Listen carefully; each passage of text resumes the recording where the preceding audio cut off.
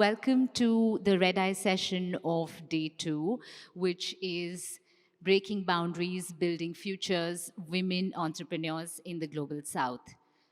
So, Red Eye sessions are designed to be provocative, to push boundaries. And you may be wondering how women entrepreneurs fit into this. But by the time our session is over, I'm pretty sure you will be convinced why we did this at all. I do want to acknowledge that the male of the species is missing from this panel. And this does not mean that this topic is only for women, it's for everyone. But when we were putting this panel together, we wanted to bring the best minds on this subject, and that's how we have our 4 panelists here. Women entrepreneurs, how and why are they different? This is the title of a World Bank study from 2018, which looks at how women entrepreneurs and female run businesses are different. And I think that's a great starting point for our conversation today to really frame it. A 2021 survey from the US shows that the number of female entrepreneurs has jumped up since the pandemic. It's now 49%. So they are leading the startup boom in the US. And of course, the number of female entrepreneurs in the developing world has been steadily rising. And this has been called pandemic-related opportunity. But it is also because a lot of women are driven towards entrepreneurship because of economic reasons. Sometimes they cannot find jobs, and also because they're looking for flexibility because of care burden. Now, some of the differences between male and female entrepreneurs are obvious. Female businesses tend to be less profitable, and they also use less external finance. They are also predominantly in sectors of service, retail, and hospitality. At the same time, women of the world are running tech companies and media empires, businesses that work in aerospace and in defense and in DNA testing, and all sorts of new and innovative ideas. The one thing that remains is that entrepreneurship is increasingly seen as the universal solution for all the problems that we face in the global south. And there is no doubt that the global south can make huge gains by supporting women entrepreneurs and especially first generation entrepreneurs. I'm going to dive right in, and I'm going to start with you, Luciana. The first question, of course, is for you to wear your G20 hat for a minute. The Indian and the Indonesian presidency had prioritized women entrepreneurship as the bridge towards women's economic empowerment. Is this something that Brazil will be taking on? And also, if you can tell us, do a bit of scene setting on what it is like for women entrepreneurs in Brazil. First, thank you very much for the invitation to be in this panel. I have been a previous section of learning about my colleagues here, and I hope that this will be as empowering for you as it would be for me in 5 minutes that we have to talk there. About gender agenda and entrepreneurship and leadership from women, this is quite an important agenda for Brazilian G20 and T20. So this will be, as I said before in the previous section, cutting point of thinking about how we're going to put the gender agenda as a strong process and a strong leadership in during Brazilian agenda in all task forces, but for sure to bring in this entrepreneurship and this women in trade, women as entrepreneurs as an agenda for Brazil also. Not only for Brazil, but for the continuing the debate about this. What we've seen in Brazil is the same of other Latin American countries and other Western countries. There is a lot of differences in paying. There is a lot of difference in leadership achievements for women. There is a lot of difference in access to credit and access to spaces of leadership in Brazil. And there's been a movement, a strong movement for women in Brazil to try to bring this to the agenda. So we have seen a growth. in women leadership or in entrepreneurship, but it's not enough. Like we see the figures in Brazil is smaller than lots of other countries. We have less than 35% of all women in leader positions, although we have more CEOs than other countries, but when you look at the average, there are not many women in the leadership positions, and there are not many women that can say that they are paid exactly the same amount that men in the same leadership position. So there's been a strong movement for networking, and this networking has brings some important dialogues in Brazil, with dialogues with the private sector and dialogues in the public sector. So we've seen like strong leadership from some women that achieve this, like they are owners of huge enterprises in Brazil, or they are being like CEOs of enterprises, and they're bringing together lots of women to debate about how we can achieve this process. And the enterprises that are led by women are the one that has more women in being empowered. And this has brought also a debate about how we can bring policies, strong policies for women-led and entrepreneurship. So this networking process has been quite important. There are also been training and development programs, mentorship programs, and other government initiatives to bring this agenda back to the policies, bringing the gender agenda and empowerment of women to enterprise led by women as a process that will grow in Brazil. And I think that this is different from some other countries in the world. And I hope that we can learn in the process of sharing our experiences during the G20 and T20 process, so that we can bring this to the agenda. There is a lot of talking about care economy. It's a really important issue for Latin America and Brazil, because women are the ones who take the strong hours, and most hours are in women positions, women that are taking care of their families, women that are letting the labor market to take care of their families, the elderly ones. And we are just talking about how we can put this care economy as a process of bringing women to leadership and bringing policies that can let that the women go to the labor market, because the position is of women in labor market in Latin America is still less strong participation than men. And also we have the problem is that even when they go to the labor market, they're called secondary jobs. They're not the most important jobs. So bringing this to the agenda, the care economy is also a way of bringing the debate about how we can say that care is not a women job. Care is a societal and a government job and a political job, and we have to bring this to debate in Latin America. I know that this might be different in other countries, so sharing the knowledge, seeing how women get in STEAM and other positions that in Brazil is quite low, can bring us to how we can have recommendations for entrepreneurship and for women in leadership. Right. And it's interesting for me, considering the workforce participation of women in Brazil is higher than that of men, but the challenges are pretty similar. And that brings me to my question to you, Nora. Of course, Luciana just spoke about how some of the social norms remain the same, the care burden being one. And she also spoke of networking, which is something that you work on professionally for women's leadership. And, when we talk about the cultural and social factors that impede women, it basically comes down to how women's economic participation is considered less important than that of men, and they just have to do more to prove their worth. So essentially, we're talking about centuries old patriarchy, which is still impeding women. Uh, what is your perspective as someone who works on this topic in the global south? This is a very important topic, very passionate topic for me, because I look at women's leadership in the health sector. And health sector as well is a service area. And this is where you find a lot of women working in, and also seeing the disparities in terms of leadership positions and entrepreneurships. So when we look at social norms, these are big. They're huge issues that are drawing women back.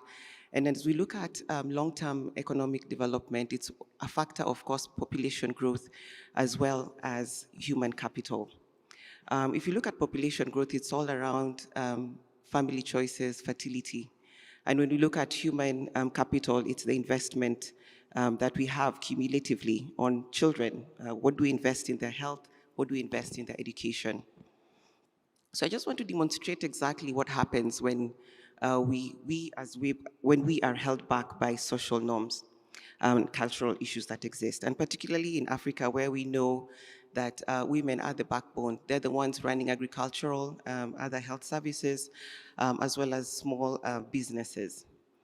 Now, there's an issue where what is the woman's place? It's in the kitchen, it's to nurture, and that is it. And where is the man's place? It's in the workplace. He exits the home and goes to work. And therefore, that is one factor where we look at the workplace designed for men. It is not designed for women. And we expect then women to engage in that same environment, and they have different challenges.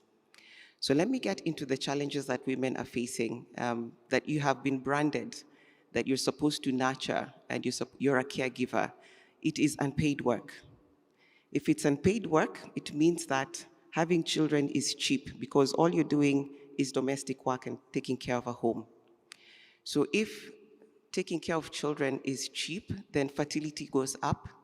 And when fertility goes up, it means that you're struggling with trade-offs of quality over quantity. So you have more children and you're not focusing on investing in their health or education, and particularly the girl child here. So we are seeing that the value of the girl child is very low. So why would you focus on the girl child? Therefore, education is not accessible for this girl, and they will be married off early. And that is where the cycle begins. Because without education, and we've seen research in Kenya saying that just one year of education will reduce the rate of genital mutilation that occurs. It will it will rather further the first child that a woman will get. It will reduce intimate partner violence. And it determines when you'll have your first child. And these are the things that are predisposing women to a position where they continue in a cycle where they are not valued, their work is not valued, and the cycle continues. Because then you're back in your place as a woman to take care of the home. The other barriers that we're facing, that women are facing as well, is the lack of investment in their work, as I've mentioned, but also in the institutions that they work. Then they face, of course, gender discrimination and lack of work-life balance, even when they get into the workplace. In the midst of all this, I do Yes. want to ask you, Yeah. what is the role of networking? How uplifting or how essential is it? Networking is very important, and that's what we've seen as well in our program in Women Lift Health, identified as one of the barriers that women do not have to engage and to learn from each other, because even with entrepreneurship, you need a role model. You need to see someone who had been doing it. You have seen their struggles, and women learn very well from fellow women. But then again, we also need male allyship. We need men to support women in the process, to be sponsors of women, to also mentor them and to also teach them. So networking is something that's really critical, that we find women do not have that space because they're caregiving, as opposed to the men who can easily go to the bar and grab a beer or go for golf or meet somewhere in the evening after work done. Women will always just be caregiving, running, and even the working one will be running back home, to engage in the nurturing and caregiving. So networking is very important, and that is where the role modeling and passing of knowledge and experiences happen that encourage women to engage in entrepreneurship. Yeah. Okay. Huda, I'm going to turn to you now, and I think it would be a good point in this discussion to bring some hope into this.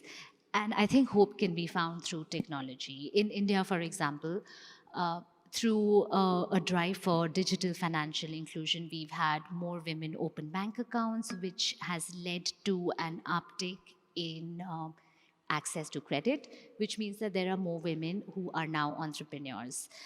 What role can technology play in supporting women entrepreneurs?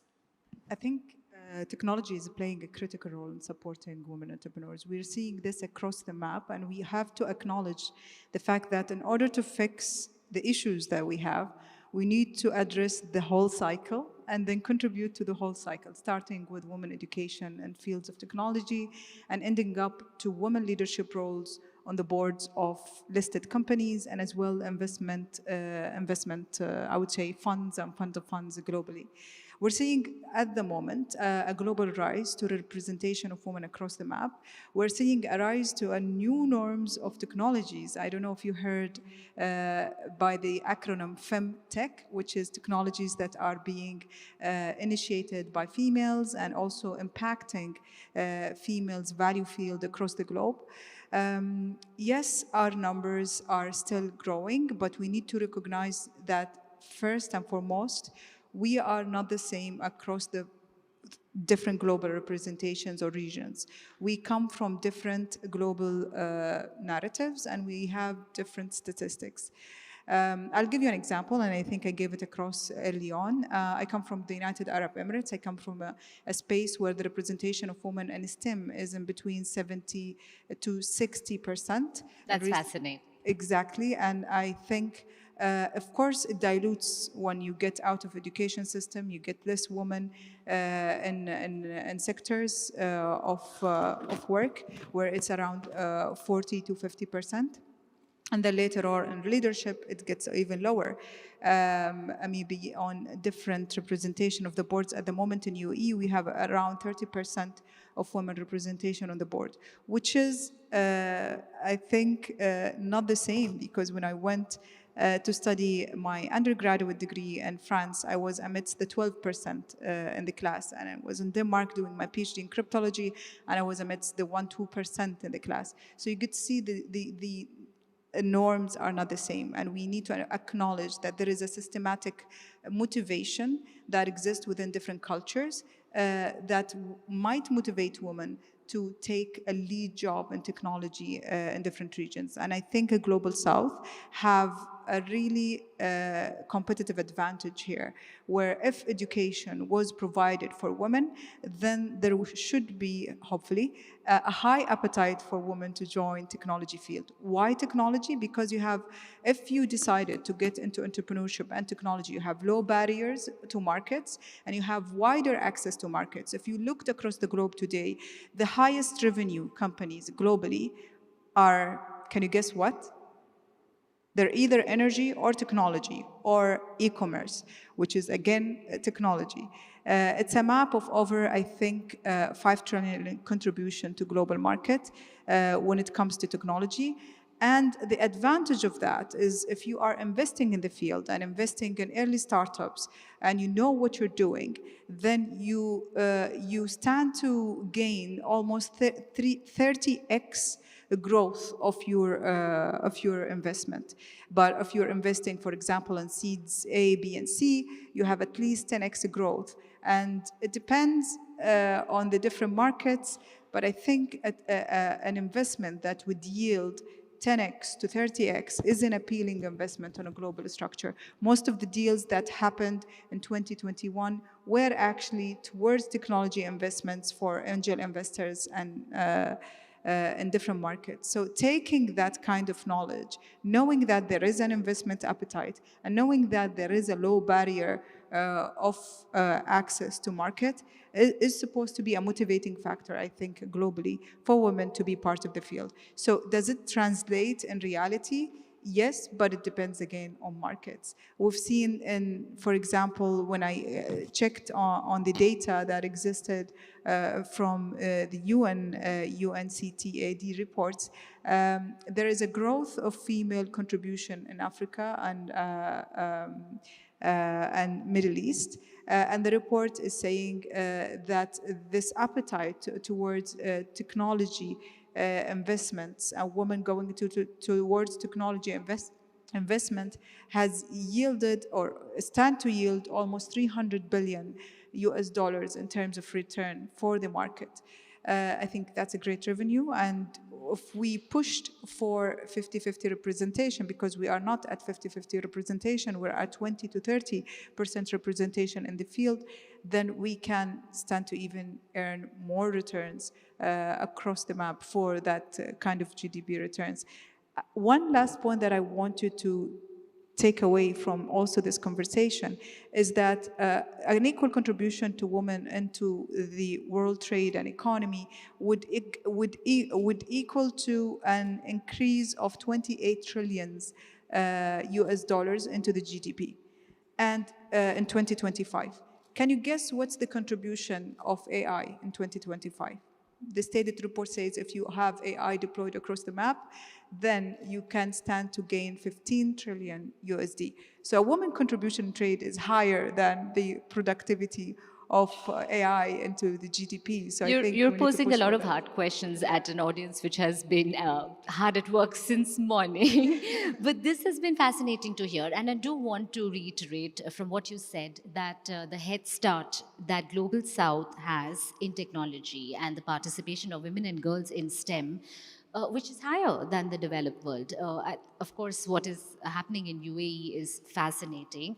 The difference in India, as we were discussing before we met, was that nearly 40% or more of women and girls take up STEM education, but as they enter the workforce, those numbers start dropping and get closer to 15%. So maybe that is something that we definitely have to fix. I'm going to now turn to Melissa. And of course, you work in South Asia, where there is just so much potential to propel women's entrepreneurship. But I'd like to hear from you about your experiences in Afghanistan, given the really rigid social norms there. How do women take up entrepreneurship, and with that, how do they end up challenging gender stereotypes? Thank you. First, thank you to Samir and my esteemed panelists for the honor and opportunity to speak with you about such an important subject. I've spent the last 2 decades serving as a gender and countering violent extremism advisor to the United Nations, the European Union, and various global northern and southern capitals around the world, focusing on female labor force participation in various Al-Qaeda, Taliban, and ISIS strongholds. When I left Afghanistan 2 years as an advisor to the Afghan Minister of Peace, women were claiming their power. They were casting votes, pronouncing declarations in Parliament, issuing decisions in the Supreme Court, serving as pilots and police officers, and even running international businesses. I think one of the most intriguing patterns from my research as an advisor is our repeated failure to prioritize gender equity, particularly when the world agenda becomes convoluted. One of the genuinely addressing, I think, gender bias, structural discrimination, and women's labor is one of the first objectives removed from the strategic calculus. It's too often sidetracked from the most urgent, pressing issues, even though the empirical data repeatedly reveals it's a sine qua non. It's an essential part of the solution for growth, development, and innovation. Women comprise roughly half of the world's population and contribute to global stability. If they are unsafe or excluded, countries as a whole are worse off writ large, which can deepen the collective toll of economic instability, humanitarian emergencies, health crises, and refugee spillover. It's conventional wisdom in the global north. The one avenue to cultivate women's economic empowerment is to simply increase access to FDI, or social capital, and to create financial stability for households, resting on the supposition that enables families to rebound more quickly from shocks and to bolster national resilience. This is a powerful argument in its own right, but it leads to a myopic conclusion in countries like Afghanistan today. The Taliban's war on women is reminiscent of its reign in the 1990s, when the group imposed extreme measures by force. The Taliban, heavily influenced by hardliners, are using Afghan women's rights, the ability to work, and the girls' education as a bargaining chip in multilateral matters, such as international recognition, financial sanctions, and aid. It largely confines women to their homes under the patrilineal trap where society places a high premium on honor, ostensibly to protect chastity and reputation, thereby imposing harsh restrictions on how females must dress, work, and travel. The patrilineal barrier is far too powerful for all women to transcend. Nevertheless, many Afghan women entrepreneurs are learning how to effectively reconcile the priorities of competing interests in the country and beyond. Today, next generation Afghan female leaders are turning to technological infrastructure, virtual private networks and satellite internet, digital bank accounts, and cryptocurrency, not only to maintain access to education, but also to secure privacy and advance women's labor when the Taliban forbid females to work and study.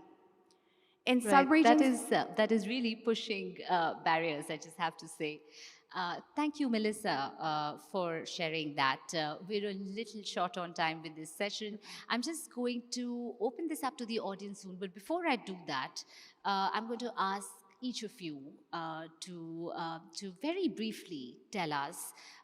Essentially, the session title is Breaking Barriers and Boundaries and Building Futures.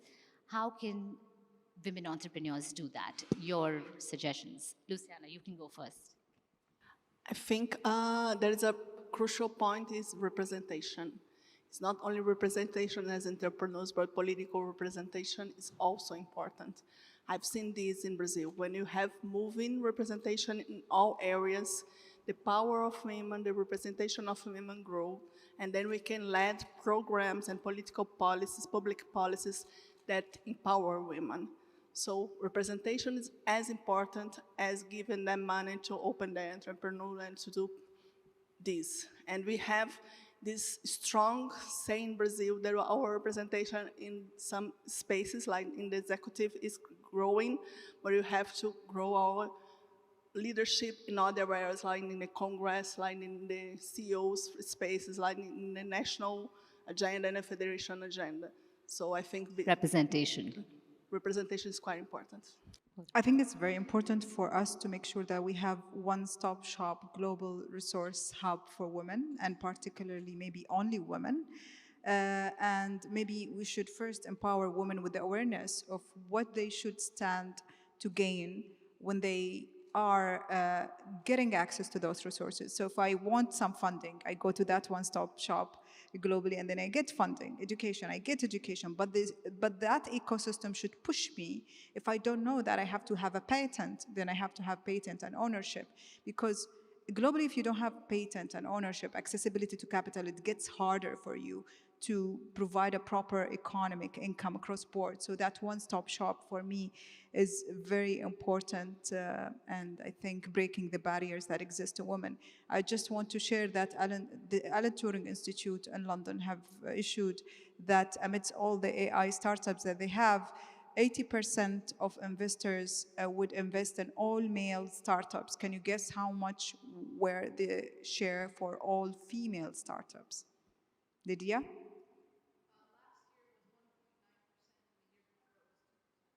Well, it's 0.3%, 0.3% for all female AI startup founders. So I think we need today that all women one-stop shop acceleration space where we can access abundance amount of resource funding, and that could be replicated globally.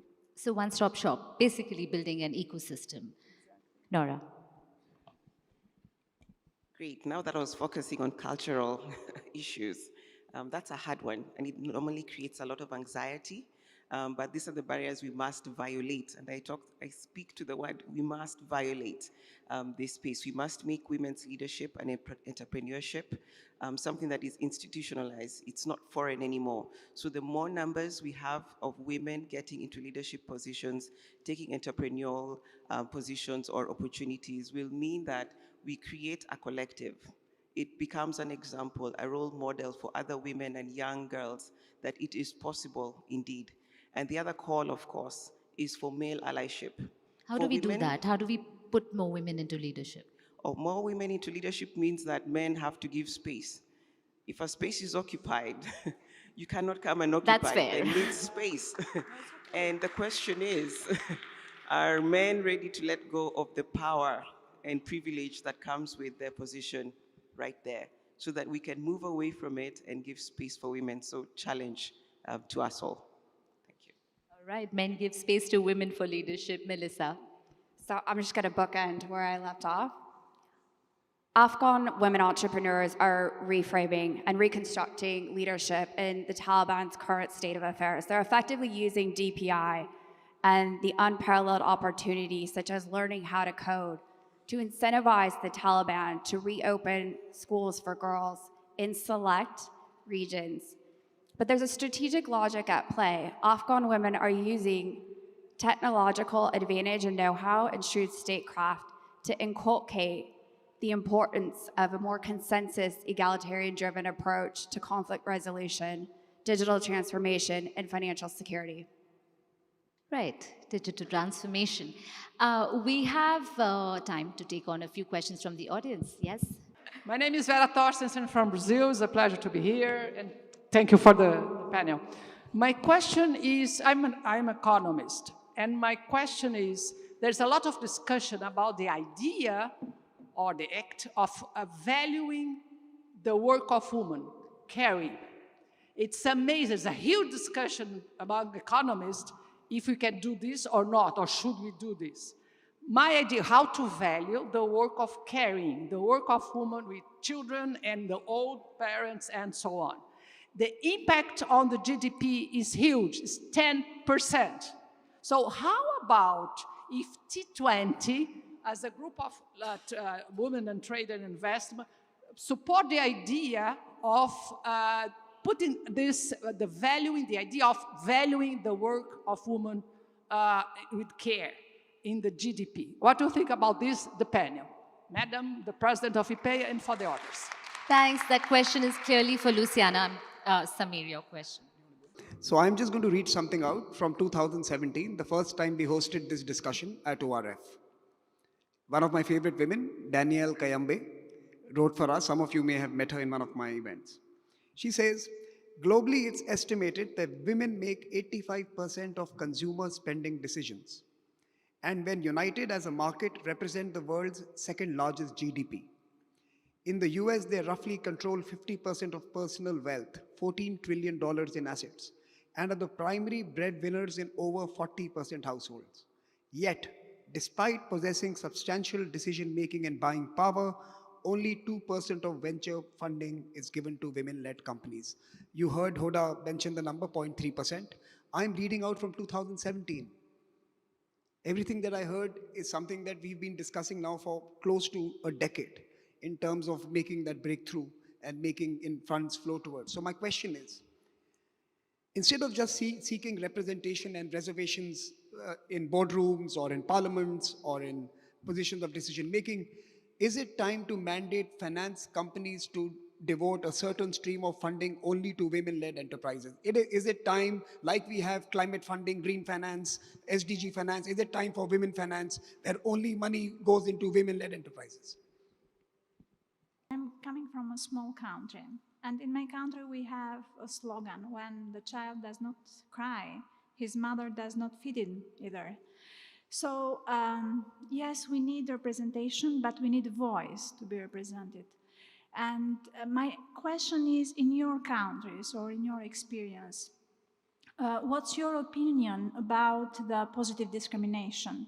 Or if they are examples of the positive discrimination on the frame of the legislation to help women to be elected, firstly, and to be supported by subsidies to increase their own companies. Because in some countries like mine, we have to fight about the rights. We don't have rights to... Sorry, yeah, there's an echo, I think, on that side of the room. Is your question on positive discrimination? Yes, and my question is, in countries that the females don't have the rights to on the land, so how we can find the way, not just to increase their representation, but to give them a voice for these rights? Thank you. Okay. 2 quick points. One, thank you so much for this panel. I find it very, very relevant even if we've been discussing it for a while, and I like the ideas you've presented. I just would like to remind us all that we have, if we look beyond women's entrepreneurship, there's a clear target G20 leaders' commitment to reduce women's labor participation by the gap, by 25% until 2025. And as far as I know, all G20 members are failing. So maybe this is the year under the Brazilian presidency leading up to 2025 to gain momentum to remind leaders of this commitment. Got it. And I just would like to also use the opportunity, because it's been very evident to me that the organizers have made an effort to ensure that there are plenty female voices on panels, which is something I don't see in all conferences. So this is very, very worthwhile for the first inaugural Cape Town conversation. And I would like to thank the organizers for this approach, and let's take this forward. Thank you. Thank you. Luciana, her question was about the Brisbane commitment to reduce workforce participation. So you have two G20 questions to field. Okay. We are already represented by 3 women leading the Brazilian G20. I think this is something that we should stress. It's quite important for us as a saying and showing that we can be in this place. Yes, and besides that, for sure, to bring women from different perspectives and different countries to see that this leadership is spreading, but it's not easy. It's important for us to the Brazilians and other girls and boys and the youth see that they can reach this space. The girls can reach this space. So for us to put women in this space in Brazil, as you do here, will be quite important. And about the caring economy, for sure, we should do that, because I say that we can't have a slavery job, because we do like 3 to 4 times more hours of labor, but we're not having a salary for this. And they're saying the men are the ones supporting the family. This is not true. So you have to change the discourse. We have to change the way that we are talking about care economy, for sure. Hoda, I know you've been almost jumping out of your seat to answer his question. Thank you, Samir, for bringing this on board. And this is exactly what I meant when I said we need one-stop shop where we can pragmatically build solutions and make sure that they are powerful solutions. So, I mean, I join my voice to yours, and that's exactly what I do across all the different initiatives that we have. If women need actually access to funding, we do seek funding and liaise that access to funding as soon as possible to women.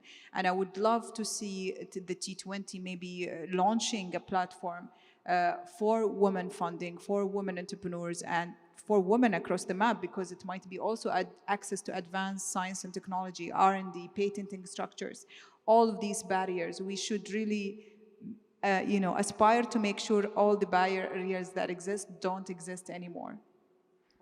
Melissa, any closing thoughts? Yeah, I would just echo what has been threaded throughout various conversations over the last 48 hours or so. I think any meaningful approach will require a paradigm shift away from this false dichotomy of North versus South, state versus non-state, or public versus private. I think these binaries are important in their own right, but ultimately, we're dealing with an evolving set of power relations and new norms that lead to substantial changes in global relations. This requires a complete rethinking of policies and practices while incorporating many of what I've delineated by Afghan women emulating their statecraft. So I think in answering President Mbeki's call to action to reverse the broken promises, really, it's incumbent upon us to consider how the G20 system can build on India's more recent emphasis on women in leadership as we turn over the reins to Brazil. Nora, the last word is yours. The issue around caregiving, it's very critical. Honestly, women should be paid for it. Sometimes we've played with the idea of gender-based tax, that it should be different maybe for women as compared to men. And those are the things that we're trying to push and see. How does that work? How do we take care of women who are doing this extra work that is not paid for, that therefore undervalues them in the community? And, as I say, this is a vicious cycle. So we really need to support women on that endeavor and create policies that will support them to thrive. Thank you very much. My name is Dunani Sane Matebula. Thanks for the insightful conversation. But I've got a problem. In your discussion, I couldn't locate a rural woman. Sorry, Sorry, you I, did we not can't. locate? I didn't locate, in your conversation, I didn't locate you touching a rural woman. So I just want to ask a question. There are women, rural women, who don't have bank accounts. They don't know how to use technology. They live by selling vegetables or art craft. What I want to know is how do we bring them meaningfully So for them women to who do not contribute have access to technology. how do we meaningfully bring them into the economy? Meaningfully so that they contribute. You got me, say? On the informal workforce, understood. Yes, thank you very much. Vanshika. So I have two quick questions. Firstly is, be it from an entrepreneurial lens or just a larger leadership and kind of talent pipeline aspect, how do you think institutions and policies can be better framed to support women in their career trajectory, keeping in mind also the life cycle of women and the challenges and opportunities that come with that. So if you invest early on and female talent is identified early on, then they can have a lot of quick wins that they can build on. But if not, then other challenges come in the life cycle. So that's one. And second is talking about women entrepreneurship in particular. So I see a very interesting trend that I see more women who I know who are taking to their entrepreneurial journeys in their 30s, and more say male friends who I know who kind of jump into that journey in their 20s, which again means the age at which they're taking risk, whether it's working or not, and how they're pivoting is a different journey. And therefore there has to be also more tailored hand-holding and opportunities. As we know, 1 in 10 or 2 in 10 entrepreneurs only succeed, right? So what safety nets can we put in place there? All right, who wants to take those on? I can start on the informal, what we call the informal work. Informal work, which is for Africa, that's where most of the women are in this agricultural work and, selling the vegetables. And what do we do about them? How do we bring them in? And I know that has been a gap where banks have not created products that are, serving the women. But we've seen a lot of innovation. I can speak to, digital financial services, considering things like mobile money. I can give an example of at least Kenya, and I'm seeing other countries also replicating the same, where mobile money has been used as a way of getting the informal sector to access, resources, funding, in the away from the banking system that has not necessarily adjusted or learned how to engage with the informal sector. We've seen in Rwanda where they've created some consumer protection laws where there's a law passed that there should be no gender discrimination in terms of access of these services, and this is supposed to take care of the rural folk. It's so I very think, true for India as well. exactly. Yes. So across. So I think there are avenues that are being explored, and it's really just a matter of scale up and replication. We have one question to go, but I'm going to take this. This is easy. This is a yes or no question.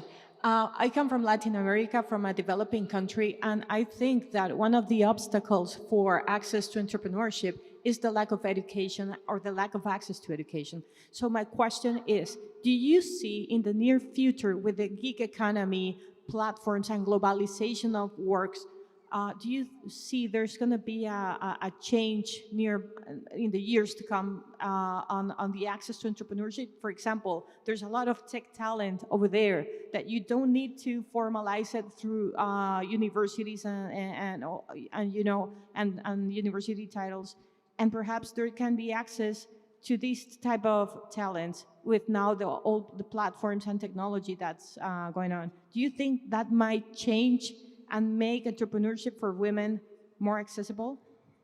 It's definitely the current norm. We are seeing a global rise towards e-education platform. We even see the Ivy League universities joining in. You see a lot of Coursera kind of courses available for the mass for no credits, or which we need to change actually. No certification of credits if you don't want to pay, and certifications if you would pay. I mean, we should not associate that part with the payment. But we are seeing more and more of the global universities offering their services on a digital platform to make them available for the mass. But we still stand to lose towards your question, the people who are not connected.